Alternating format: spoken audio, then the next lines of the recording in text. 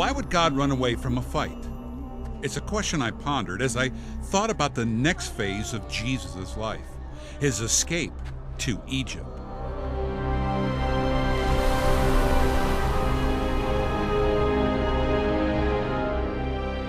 King Herod had just ordered the death of every newborn male child up to 2 years old in one of the most horrific infanicides ever. So what could a poor carpenter, his wife, and newborn child do? Go up against King Herod and his armies? And why would God send them to Egypt, of all places? If you think about it, Mary and Joseph were carrying the most powerful weapon in their arms. The newborn child was Jesus Christ, who spoke the world into existence and could speak Herod's armies out of existence. But at such an early age, Jesus could not speak. Jesus had not come into his own power yet. So all Joseph and Mary could do to save themselves from death was to run. An angel of God came to Joseph and told him to go to Egypt. Joseph complied, and that action saved the Savior of the world. In the first century, there were quite many Jews living in Egypt. By far, in Alexandria, that was one of the three biggest cities in the world and full of many from all countries and nations and religions, including huge group of Jews. At that time, Egypt was the most powerful empire in the world. It was a multicultural crossroads for trade, so the Jews felt quite comfortable there. Plus, they felt an Old Testament kinship to the area. Stories of their dramatic escape from Egypt fueled their passion for God, his temple, and the laws they now live by.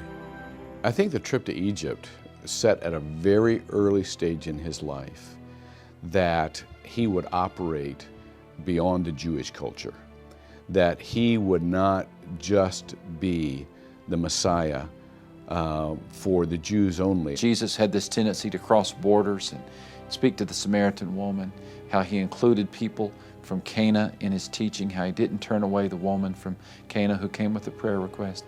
This is just one of those, you begin to stack all of these up in the picture of a Messiah for the world.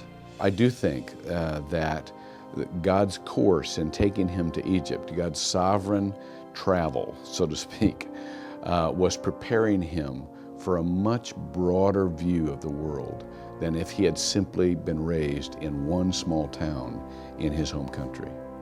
Jesus spent his early formative years in Egypt, possibly from the age of 2 to maybe 6 or 7.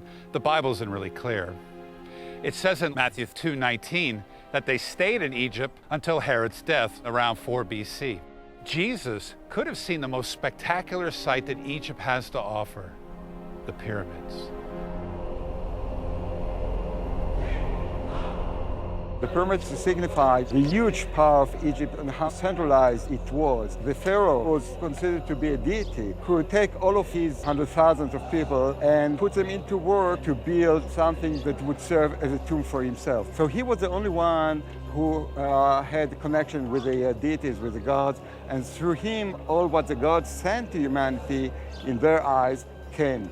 No private person had an access to God, only Pharaoh. The Egyptians had monuments of death, and death was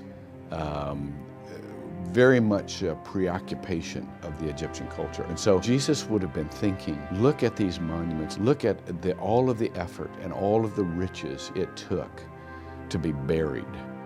The afterlife was a continuity of the life on earth.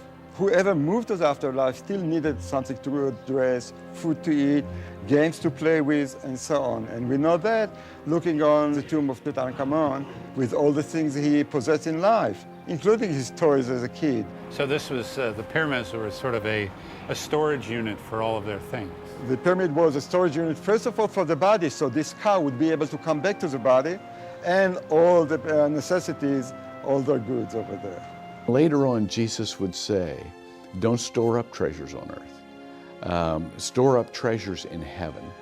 To know that you couldn't take any of that because rust sets in and moth, and so all of it was ultimately degraded, and that had to inform later on his understanding of what was really valuable, what you really could take into the next world. And it wasn't any of the stuff in the pyramids. One day Jesus would find himself in a tomb, but for him, it would only be temporary. A mere 3-day stop on the way to eternity. So in this land of dead pharaohs, all of whom are still dead, arrives Jesus, who would one day rise again from the dead. No tomb would be able to hold him.